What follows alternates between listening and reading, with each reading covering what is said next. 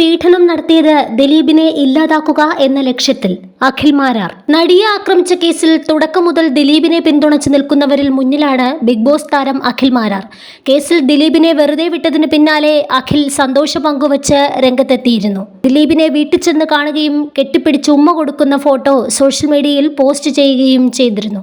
ഇതിന് പിന്നാലെ അഖിൽ മാരാർക്കെതിരെ രൂക്ഷ വിമർശനമാണ് ഉയർന്നത്. എല്ലാവർക്കും ദിലീപിനെ ശിക്ഷിക്കുകയാണ് വേണ്ടതെന്നും 6 പ്രതികളെ ശിക്ഷിച്ചതിൽ അവൾക്കൊപ്പം നിൽക്കുന്നവർക്ക് സന്തോഷമില്ലെന്നുമാണ് അഖിൽ മാരാരുടെ വാദം. വിമർശനങ്ങൾക്കിടെ വീണ്ടും ദിലീപിനെ പിന്തുണച്ച് അഖിൽ രംഗത്ത് വന്നിരിക്കുകയാണ്. ദിലീപിന്റെ കൂടെ തന്നെ നിൽക്കുമെന്ന് അഖിൽ മാരാർ പറയുന്നു. അഖിൽ മാരാരുടെ ഫേസ്ബുക്ക് പോസ്റ്റ് ഇങ്ങനെയാണ്: ആവർത്തിച്ചു പറയുന്നു, ആണോ പെണ്ണോ ജാതിയോ മതമോ അല്ല, ആരുടെ ഭാഗത്താണോ സത്യം എന്ന എൻ്റെ ബോധ്യം അവർക്കൊപ്പം നിൽക്കും. ദിവസം കിട്ടുന്ന ശമ്പളം 230 രൂപയിൽ നിന്ന് കൂട്ടിത്തരണം എന്ന് പറഞ്ഞ് കേരളത്തിലെ ആയിരക്കണക്കിന് അമ്മമാർ പൊരിവെയിലത്ത് മാസങ്ങളോളം സമരം ചെയ്തു. ഒരു ഫെമിനിസ്റ്റുകൾക്കും ഉറക്കം നഷ്ടപ്പെട്ടില്ല. അതിലൊരമ്മ മുടി വടിച്ചു കളയുന്ന ദൃശ്യം കണ്ടപ്പോൾ എനിക്കുണ്ടായ വേദന ഞാൻ അവർക്ക് വേണ്ടി സംസാരിച്ചു.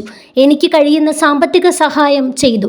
ബിഗ് ബോസിലെ ഓഡിഷനുമായി ബന്ധപ്പെട്ട പെൺകുട്ടികൾക്കുണ്ടായ ബുദ്ധിമുട്ട് എന്നെ അറിയിച്ചപ്പോൾ ഏഷ്യാനെറ്റ് എന്ന ചാനലിൻ്റെ വലുപ്പമോ എനിക്കുണ്ടാകുന്ന നഷ്ടങ്ങളോ ചിന്തിക്കാതെ ആ അനീതി ഉറക്കെ വിളിച്ചു പറഞ്ഞു. അന്ന് ഈ ഫെമിനിസ്റ്റുകൾ എനിക്കെതിരെ ആക്ഷേപം നടത്തി. ചാനലിലെ ചിലരെ സുഖിപ്പിച്ചു കിട്ടുന്ന നേട്ടങ്ങൾക്കായി നിന്നവരാണ്. വലിയ ആരാധകരെ സാമൂഹിക മാധ്യമങ്ങളിൽ ഉണ്ടാക്കിയ, അതിലുപരി സാമ്പത്തികമായും അധികാരപരമായും സ്വാധീനമുള്ള ബോബി ചെമ്മണ്ണൂർ ഹണി റോസിനെ അധിക്ഷേപിച്ചപ്പോൾ ഞാൻ എൻ്റെ നേട്ടങ്ങൾ നോക്കാതെ ബോബി ചെമ്മണ്ണൂർ പറഞ്ഞത് ശരിയല്ല എന്ന നിലപാട് സ്വീകരിച്ച ആളാണ്. യുവാക്കൾക്കിടയിൽ തരംഗമായ വേടന്റെ പീഡന കേസിലും ഞാൻ അതിജീവിതമാർക്കൊപ്പം ആയിരുന്നു. പുരോഗമന ഫെമിനിസ്റ്റുകൾ ഈ പെൺകുട്ടികളെ തിരിഞ്ഞുപോലും നോക്കിയില്ല.